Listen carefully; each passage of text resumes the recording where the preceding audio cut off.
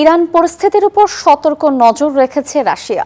রুশ president Vladimir Putin বলেছেন, এ বিষয়ে আরব আমিরাতের সঙ্গে ঘনিষ্ঠভাবে কাজ করছে মস্কো।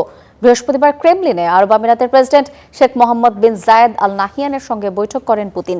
বৈঠকে ইরান এবং যুক্তরাষ্ট্রের চলমান উত্তেজনা কমাতে আরব আমিরাতের মধ্যস্থতা আশা করেন রুশ প্রেসিডেন্ট। দুই নেতার বৈঠকে ক্রেমলিন মুখপাত্র দিমিত্রি পেসকভ বলেছেন, যুক্তরাষ্ট্র এবং ইরানের মধ্যে আলোচনার সম্ভাবনা এখনও শেষ হয়ে যায়নি। তিনি সতর্ক করে বলেছেন, তেহরানের বিরুদ্ধে যে কোনো শক্তি প্রয়োগ গোটা মধ্যপ্রাচ্যে বিশৃঙ্খলা সৃষ্টি করতে পারে। এর পরিণতি হতে পারে ভয়াবহ।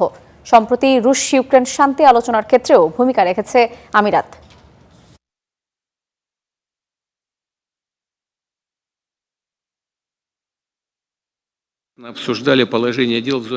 রাশিয়া, ইউক্রেন ও যুক্তরাষ্ট্রের ত্রিপক্ষীয় নিরাপত্তা আলোচনার আয়োজনের জন্য আমরা আপনার প্রতি ব্যক্তিগতভাবে কৃতজ্ঞ।